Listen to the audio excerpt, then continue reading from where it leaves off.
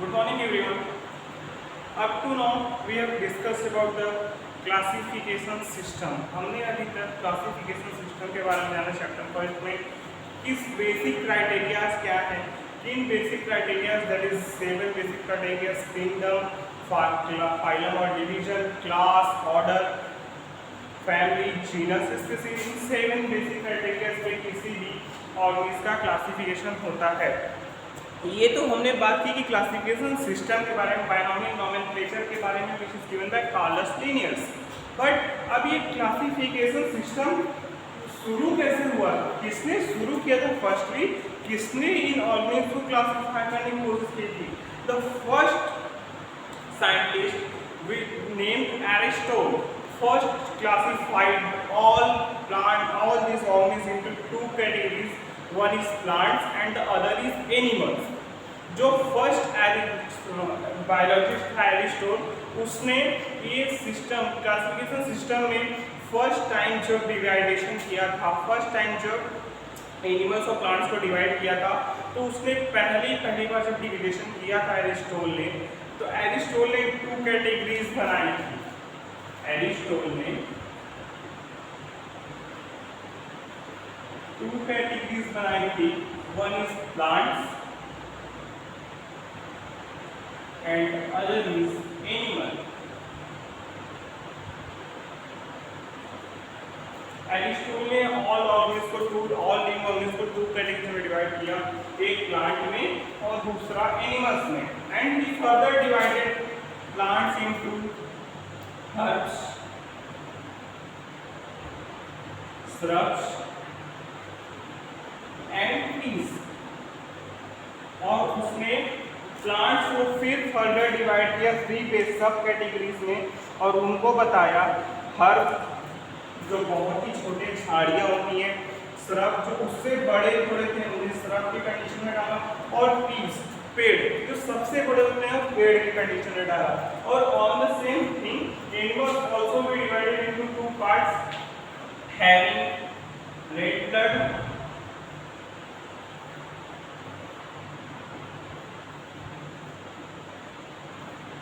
And having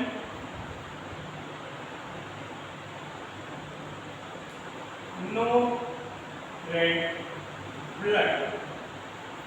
ये है Aristotle का क्लासिफिकेशन सिस्टम। जो बायोलॉजिकल क्लासिफिकेशन सिस्टम है एरिस्टोटल ने जो फर्स्ट क्लासिफाई किए थे, उन्होंने जो फर्स्टली 2 कैटेगरीज बनाई, तो पहला प्लांट और दूसरा एनिमल का। फिर उन्होंने प्लांट्स को 3 सब कैटेगरीज में डिवाइड किया, हर्ब्स जो सबसे छोटे होते हैं, झाड़ियाँ होती हैं, श्रब्स उनसे थोड़े बड़े जो पौधे होते हैं, और एटलीस्ट लास्ट में थर्ड है ट्रीज जो बहुत बड़े बड़े पेड़ होते हैं, उन्हें ट्रीज। इन 3 कैटेगरीज में डिवाइड किया उन्होंने एरिस्टोटल ने प्लांट्स को। और वहीं एनिमल्स को उन्होंने कैसे डिवाइड किया? एनिमल्स को उन्होंने 2 कैटेगरीज में डिवाइड किया। उन एनिमल्स को एक कैटेगरी में रखा जिनकी हैविंग रेड ब्लड, जिन एनिमल्स का रेड ब्लड होता था उन्होंने उसे एक कैटेगरी में रख दिया, एक सब कैटेगरी में रखा, और जिन एनिमल्स का रेड ब्लड नहीं होता था उन्होंने having no red blood other category में रख दिया, अदर सब कैटेगरी में रख दिया। But this classification system got failed. ये क्लासिफिकेशन सिस्टम फेल हो गया because in this classification system the monads and algae the other organisms like algae, protista and other bacteria are not involved in this classification system। ये classification system fail हो गया क्योंकि ये basic ये पूरी criteria काफ़ी नहीं थी प्लांट्स और एनिमल्स को डिवाइड करने के लिए। ये पूरी क्राइटेरिया काफ़ी नहीं थी कि प्लांट्स और एनिमल्स डिवाइड हो जाए ईच एंड एवरी ग्रुप में। तो इस सिस्टम के फेल होने के बाद कार्लस लिनियस ने अपना व्यू रखा। ये फर्स्ट व्यू था about the classification system, classification के बारे में ये फर्स्ट व्यू था। इसके बाद जो नेक्स्ट बायोलॉजिस्ट आए Carolus Linnaeus,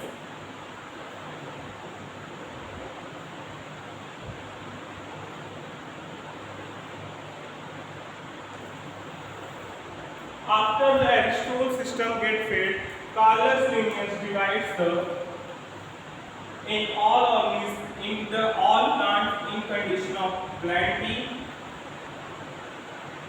in category of planting and all animals in category of animalia.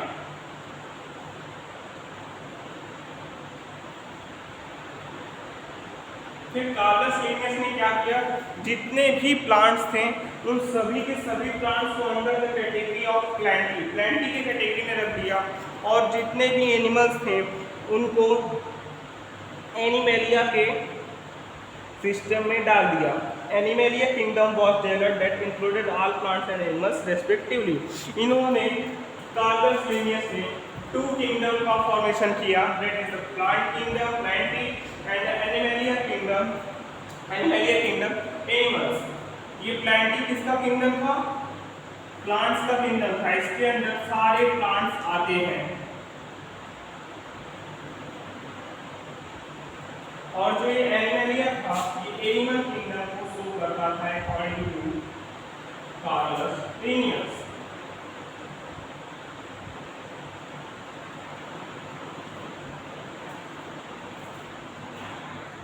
So, according to the Carlus Linnaeus, all organisms are divided into 2 kingdoms: plant kingdom, which is known as plantae, and animal kingdom, which is known as animalia. We are up to now we are following this criteria. हम अभी तक इस विधि system को use कर रहे हैं, but in A modified वे. हम इस सिस्टम को अभी तक यूज कर रहे हैं, लेकिन एक मॉडिफाइड वे में इसका यूज कर रहे हैं. Is this enough for classifying all the organisms present on this earth? क्या यही जो 2 सिस्टम्स हैं वो इनफ है पूरे ऑर्गेनिज्म को क्लासिफाई करने के लिए जो इस पूरे अर्थ पे मौजूद हैं, इस पूरे पृथ्वी पे जितने भी मिलियंस ऑफ ऑर्गेनिज्म प्रेजेंट है, क्या वो अंडर these 2 कैटेगरीज में क्या आते हैं? No, we can't say that. हम ये नहीं कह सकते कि ये दोनों किंगडम में ये सारे के सारे जो एनिमल ऑर्गेनिज्म प्रेजेंट हैं इस अर्थ पे वो सबमिट हो गए. नहीं, नेवर. इसमें कुछ, अगर हम कार्लस लिनियस के सिस्टम की बात करें तो इन्होंने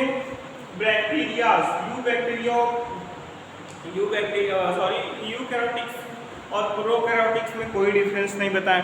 इनका क्लासिफिकेशन सिस्टम में ऐसी कोई चीज़ें नहीं है जिससे हमें पता चले कि यूकैरियोट्स और prokaryotes that is unicellular and multicellular organism किसमें है.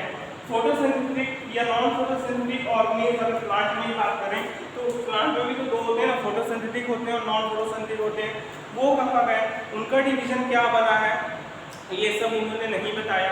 Along with that, उसके साथ ही इन्होंने फोटोसिंथेटिक एंड नॉन फोटोसिंथेटिक के साथ ही मल्टीसेलुलर यूकैरियोट्स और प्रोकैरियोट्स के बारे में भी डिस्टिंग्विश नहीं किया. इनकी क्लासिफिकेशन में हमें ये सारी चीज़ें नहीं मिलती हैं.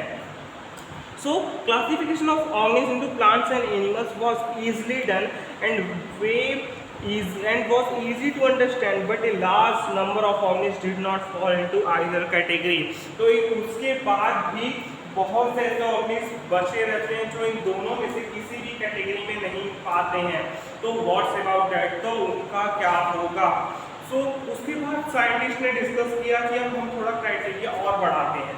उनके ऑर्गेनिज्म के मॉर्फोलॉजी के बारे में जानते हैं, फिजियोलॉजी के बारे में जानते हैं, उनके ग्रॉस पॉपुलेशन के बारे में स्टडी करते हैं. So after studying this all things, उन सभी चीज़ों के बारे में जानने के बाद मेथड ऑफ रिप्रोडक्शन के बारे में जानते हैं, मोड ऑफ न्यूट्रिशन के बारे में, उसके बाद माइग्रेशन, हैबिटेट, इन सभी चीज़ों को ध्यान में रखते हुए along with that characteristics like cell structure, nature of wall, habitat, mode of reproduction, method of nutrition, evolutionary relationship, etc. Classification system for the living organisms have hence undergone several changes over time. And now a constant under all different systems, the understanding what groups of organisms be included under the kingdom have been changing. The number and the nature of other kingdom have also been understood differently. तो जब इसके बाद यहाँ तक सभी पूरे world satisfy नहीं हुई, पूरे वर्ल्ड के साइंटिस्ट सेटिस्फाई नहीं हुए इस सिस्टम से भी, तो उन्होंने कुछ और क्राइटेरिया को इनमें जोड़ने की बात की. उन्होंने सोचा कि कुछ और क्राइटेरिया को ध्यान में रखते हुए हम इस सिस्टम को और मेजर और फैला के जानने की कोशिश करते हैं. तो फिर उन्होंने किया कि हम मॉर्फोलॉजी ऑफ ऑर्गेनिज्म को जानेंगे, फिर मोड ऑफ न्यूट्रिशन के बारे में जानेंगे कि ऑर्गेनिज्म किस मोड ऑफ न्यूट्रिशन को परफॉर्म करता है, फिर उन्होंने हैबिटेट को ऐड किया कि वो ऑर्गेनिज्म जो है किस हैबिटेट में रहता है, किस टाइप के हैबिटेट में रहता है, फिर वो ऑर्गेनिज्म का मेथड क्या है रिप्रोडक्शन का, रिप्रोडक्शन किस रिप्रोडक्शन मेथड को वो परफॉर्म करता है, नेचर ऑफ वॉल, उसकी वॉल जो है किस नेचर की है, and along with that evolutionary relationship, उसका evolution से क्या relationship है, इन सभी बातों को ध्यान में रखते हुए उन्होंने फिर से क्लासिफिकेशन सिस्टम को क्लासिफाई किया, क्लासिफिकेशन सिस्टम को डेवलप किया। And in after studying this all things in 1969, इतना सब होने के बाद 1969 में एक बायोलॉजिस्ट थे जिसका name R.H. Whitaker, R.H. Whitaker in 1969 proposed the 5 kingdom classification system.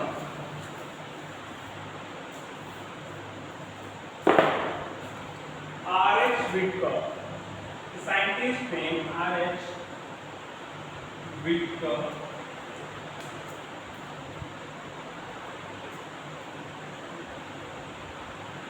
in 1969 proposed 5 kingdom classification system.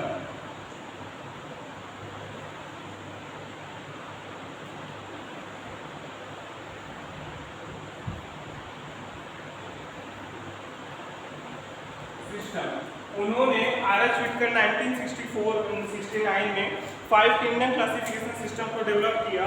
इन्होंने पूरे वर्ल्ड के सभी ऑर्गेनिज्म को 5 किंगडम्स में डिवाइड कर दिया, including first kingdom name is Monera, second is protista, third one is fungi, Plantae and Animalia.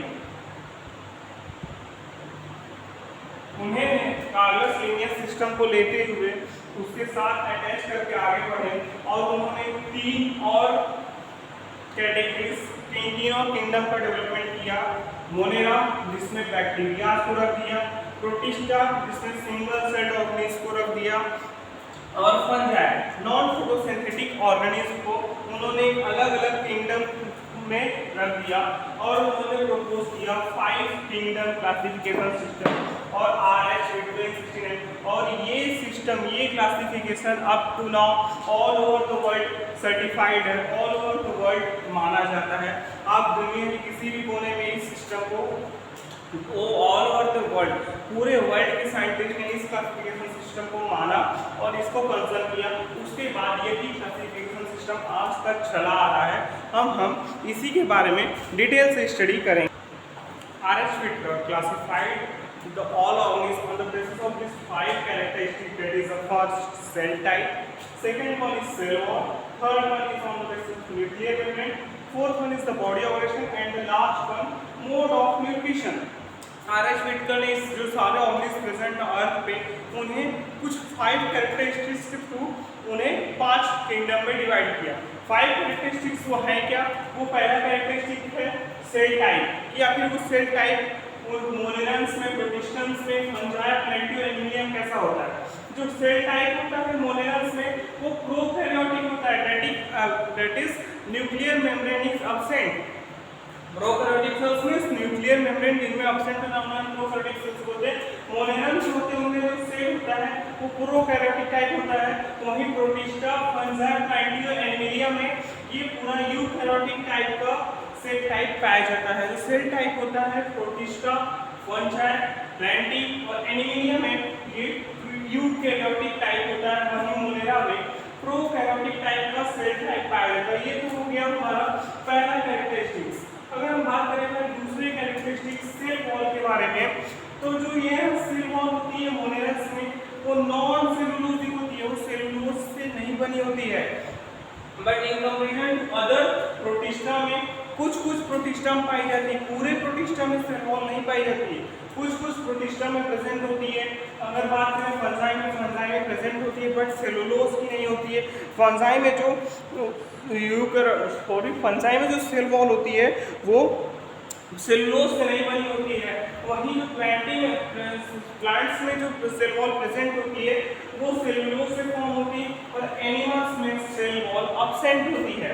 तो दूसरा कैरेक्टरिस्टिक जो सेल वॉल था उसमें मोनेरस में सेल वॉल प्रेजेंट होती है लेकिन सेलुलोज से नहीं बनी होती है। इसमें प्रोटिस्टा में कुछ ऑर्गेनिज्म में पाई जाती है, सभी में नहीं। फंजाई में पाई जाती है बट सेलुलोज से नहीं बनी होती है। प्लांटी में पाई जाती है, सेलुलोज से बनी होती है और एनिमल्स में ये एब्सेंट होती है। अगर हम बात करें वही थर्ड कैरेक्टरिस्टिक्स की जो कि है nuclear membrane. Nuclear membrane absent होता है मोनेरस में क्योंकि ये प्रोकैरियोटिक है। प्रोकैरियोटिक है तो न्यूक्लियर मेम्ब्रेन एब्सेंट ही होगा। प्रोटिस्टा में प्रेजेंट होता है क्योंकि यूकैरियोटिक है।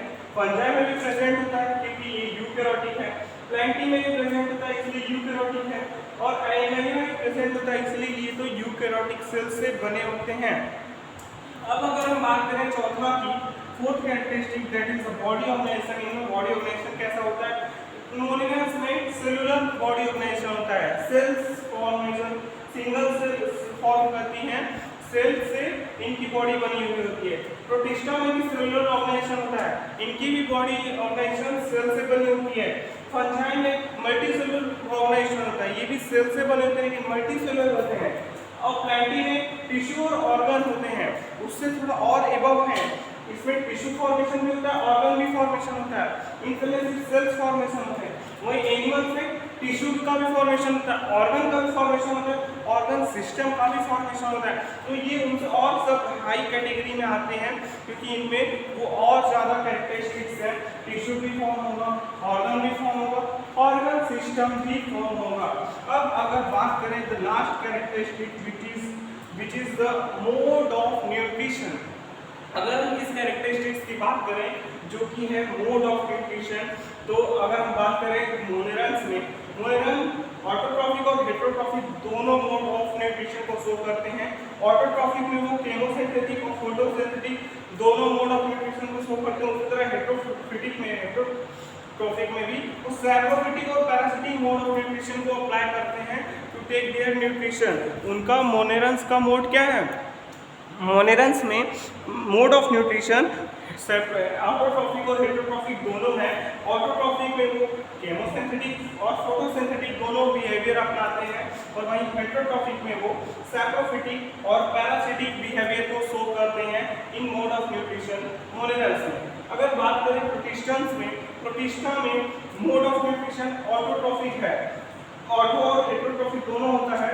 ऑटोट्रॉफिक में सिर्फ फोटोसिंथेटिक मोड ऑफ न्यूट्रिशन होता है और हेटेरोट्रॉफिक में तीनों मोड होते हैं। दैट इज हेटेरोट्रॉफिक में तीनों मोड कौन से होंगे? Saprophytic, parasitic and holozoic. ये तीनों मोड ऑफ न्यूट्रिशन को शो करेंगे। तो मोड ऑफ न्यूट्रिशन प्रोटिस्टा क्या होगा? ऑटोट्रॉफिक होगा। ऑटोट्रॉफिक में तो फोटोसिंथेटिक बिहेवियर को शो करेंगे, केमोसिंथेटिक को नहीं शो करेंगे। अगर वो हेटेरोट्रॉफिक को शो कर रहे हैं, हेटेरोट्रॉफिक में तीनों मोड को शो करते हैं, सैप्रोफिटिक भी शो करेंगे, पैरासिटिक भी शो करेंगे और होलोजोइक मोड ऑफ न्यूट्रिशन भी शो करते हैं। अगर वहीं बात करें फंजाई को, मोड ऑफ न्यूट्रिशन फंजाई में क्या होता है? हेटेरोट्रॉफिक होता है। ऑटोट्रॉफिक यहाँ है ही नहीं, यहाँ सिर्फ हेटेरोट्रॉफिक होता है और हेटेरोट्रॉफिक में कौन सा? सैप्रोफिटिक और पैरासिटिक मोड ऑफ न्यूट्रिशन होता है। फंजाई में मोड ऑफ न्यूट्रिशन हेटेरोट्रॉफिक होता है और वो सैप्रोफिटिक और पैरासिटिक बिहेवियर को शो करते हैं। अगर बात करें प्लांटी में, प्लांटी में प्लांट्स में मोड ऑफ न्यूट्रिशन ऑटोट्रॉफिक होता है और वो फोटोसिंथेटिक बिहेवियर को शो करते हैं। Photosynthetic behaviour consist of autotrophic mode of nutrition. Plants autotrophic mode of nutrition को शो करते हैं और उनमें फोटोसिंथेटिक बिहेवियर दिखता है। अगर वहीं हम बात करें एनिमलिया में, और एनिमलिया में heterotrophic mode of nutrition show करता है, वहाँ ऑटोट्रॉफिक मोड ऑफ न्यूट्रिशन नहीं होता है, वहाँ सिर्फ और सिर्फ हेटेरोट्रॉफिक मोड ऑफ न्यूट्रिशन होता है। और वहाँ हेटेरोट्रॉफिक मोड ऑफ न्यूट्रिशन कौन सा होता है? होलोजोइक प्लस सैप्रोफिटिक, वहाँ मोनोजोइक और सैप्रोफिटिक दोनों मोड ऑफ न्यूट्रिशन हमें देखने को मिलते हैं। तो इन्हीं सब बेसिस पे मोनेरंस, आर.एच. व्हिटकर ने मोनेरंस जो सिंगल सेल ऑर्गेनिज्म हैं उनको एक किंगडम सिस्टम में दे दिया, उनको एक किंगडम प्रोवाइड कर दिया, उनको एक अलग किंगडम इनका बना दिया और उसे नाम दिया मोनेरा, जिसमें ये सिंगल्स जैसे कि bacteria, you bacteria, Archie bacteria, green bacteria, ये सब जो है वो मोनेरंस में आते हैं। अगर हम बात करें प्रोटिस्टा में, तो प्रोटिस्टा में single cell organism like amoeba, paramecium, paramecium, ये सब जो है एनिमल्स वो आते हैं प्रोटिस्टा में। आर.एच. व्हिटकर ने प्रोटिस्टियन सिंगल सेल ऑर्गेनिज्म को भी एक अपना खुद का किंगडम दे दिया, इसके नाम है प्रोटिस्टा। अगर बात करें फंजाई की, जो डेड एंड डीके ऑर्गेनिज्म है कि अपना सर्वाइवलिटी करते हैं, जो नॉन फोटोसिंथेटिक बिहेवियर शो करते हैं, उनको भी आर.एच. व्हिटकर ने एक अलग क्लासिफिकेशन, अलग किंगडम दे दिया, जो किंगडम का नाम है किंगडम फंजाई। और अगर हम बात करते हैं प्लांट्स की, प्लांटी में, तो उनको जो फोटोसिंथेटिक बिहेवियर शो करते हैं, ग्रीन प्लांट्स होते हैं, उन्हें वो प्लांट में किंगडम में रख दिए और वहीं एनिमल्स को एनिमल किंगडम में आर.एच. व्हिटकर ने रख के क्लासीफाई कर दिया।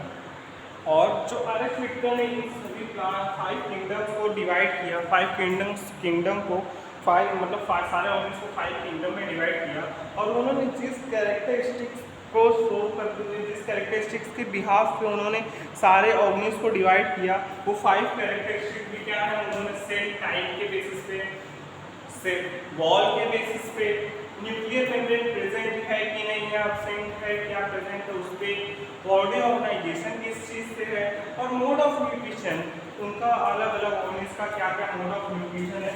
इन 5 बातों को, कैरेक्टरिस्टिक्स को ध्यान में रखते हुए आर.एच. व्हिटकर ने 1969 में 5 किंगडम क्लासिफिकेशन को प्रपोज किया था, जो कि all over the world satisfied है, ऑल ओवर द वर्ल्ड मान्य है, पूरे वर्ल्ड में ये सिस्टम चलता है, हर जगह यही सिस्टम क्लासिफिकेशन का पढ़ाया जाता है, जिनमें उन्होंने क्या किया, सारे ऑर्गेनिज्म को 5 किंगडम में डिवाइड कर दिया।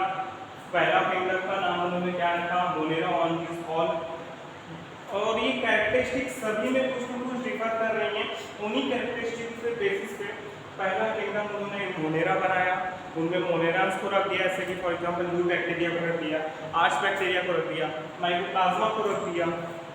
दूसरा जो किंगडम उन्होंने प्रोटिस्टा बनाया, जो कि उसका मोनेरा से कुछ कैरेक्टरिस्टिक डिफरेंट थे, इसलिए उन्होंने प्रोटिस्टा बनाया, और इसमें उन्होंने सिंगल सेल्ड ऑर्गेनिज्म को रखा, फॉर एग्जांपल अमीबा को रख दिया, पैरामीशियम को रख दिया, यूग्लिना को रख दिया, और प्रोटोजोन्स को रख दिया, जो कि सिंगल सेल ऑर्गेनिज्म हैं, उनको प्रोटिस्टा किंगडम में रख दिया। अगर बात करें फंजाई किंगडम की, तो इनकी कैरेक्टरिस्टिक भी कुछ सिमिलर और कुछ डिफरेंट होते हैं, और उन 5 कैरेक्टरिस्टिक्स के बेसिस पे उन्होंने फंजाई, कुछ नॉन फोटोसिंथेटिक प्लांट्स जो थे उन्हें फंजाई में रख दिया, फंजाई उन्हें एक सेपरेट किंगडम प्रोवाइड किया, और वो जो प्लांट, जो फोटोसिंथेटिक प्लांट थे, उन्हें प्लांटी किंगडम प्रोवाइड किया, उन्हें एक अलग किंगडम प्रोवाइड करके एक सेपरेट एक कैटेगरी बनाई, और सारे एनिमल्स जो थे उनमें कुछ कैरेक्टरिस्टिक, 5 कैरेक्टरिस्टिक बेसिस पे उन्हें एनिमलिया किंगडम में रख दिया, और इन्हीं बेसिस पे उन्होंने सारे ऑर्गेनिज्म को डिवाइड किया। सो आज हमने क्लासिफिकेशन सिस्टम के बारे में जाना, हिस्ट्री जानी कि क्लासिफिकेशन सिस्टम आया कहाँ से, उसमें हमने 3 क्लासिफिकेशन, 3 बायोलॉजिस्ट को जाना। पहले एरिस्टोटल ने 2 पार्ट में डिवाइड कर दिया था, प्लांट और एनिमल्स में, और उन्होंने प्लांट्स की 3 कैटेगरी बना दी, हर्ब, सब एंड एनिमल को 2 कैटेगरी में डिवाइड कर दिया, जिनका रेड ब्लड हो, जिनका रेड ब्लड नहीं है। तो ये सिस्टम भी फेल हो गया। उसके बाद कार्लस लिनियस ने 2 किंगडम फॉर्म किया, प्लांटी और एनिमलिया किंगडम फॉर्म किया, ठीक है। इसके बेसिस पे उन्होंने ये भी सिस्टम पूरा सेटिस्फाई नहीं हुआ, ये सिस्टम भी पूरा सेटिस्फाई नहीं हुआ कार्लस लिनियस का, तो फिर कार्लस लिनियस ने ये सिस्टम भी सेटिस्फाई ना होने के कारण आर.एच. व्हिटकर ने 5 क्लासिफिकेशन सिस्टम को प्रपोज किया, जो कि है Monera, protista, fungi, Plantae, Animalia, कुछ 5 कैरेक्टरिस्टिक्स के बेसिस पे, जिसमें क्या क्या है, cell type, cell wall, nuclear membrane, body organization और mode of nutrition. So that's all for today. Thank you very much.